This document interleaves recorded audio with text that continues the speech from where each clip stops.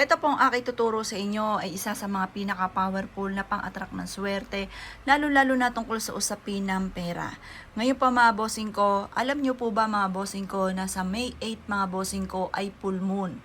Ito po mga bossing ko ay magdudulot ng swerte tuwing full moon or kaya po mga bossing ko tuwing Tuesday or Friday or kung kailan nyo ito napapanood at nais nyo po itong gawin dahil simple lang naman po ang aking pong ituturo sa pamamagitan mga bossing ko ng tubig. Ang tubig mga bossing ko ay humihigop ng mga negatibong enerhiya at nagdudulot po ito ng swerte. Kaya mas mainam mga bossing ko ay gamitin po natin ang mga simple mga pamamaraan kagaya ng tubig na ito upang sa ganoon ay higit tayo na maka-attract ng swerte lalo-lalo na tungkol sa usapin ng pera.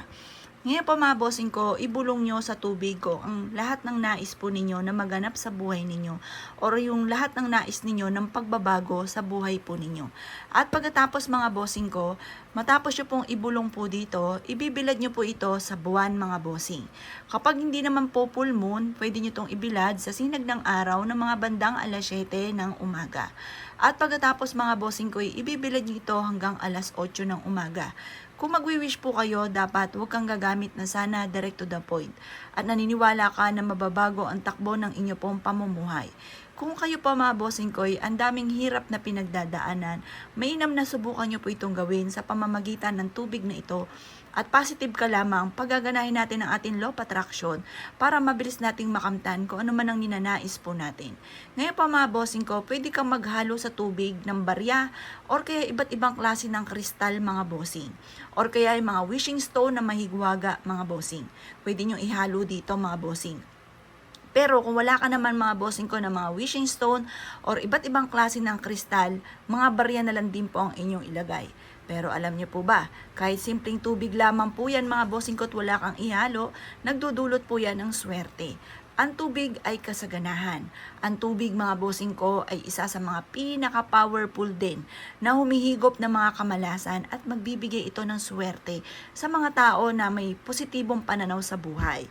Sa mga tao na maraming pangarap at naniniwala na makakamtan ang mga pinapangarap bukod sa kanyang pagiging masipag at matyaga mga bossing.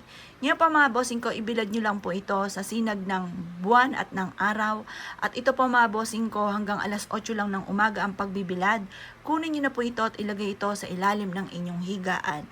Or kaya sa inyo pong altar mga bossing o sa likod ng pintuan ng inyo pong main door or sa hapagkainan kung saan kayo ay kumakain. Makakatulong po ito upang sa ganon, makamit nyo kung ano man ang inyong matagal ng mga pinapangarap. Kung naniniwala ka at nais po itong gawin, huwag ka na magpatumpik-tumpik pa. Makakatulong po ito upang sa ganon, masigit na maging masagana ang inyo pong pamumuhay.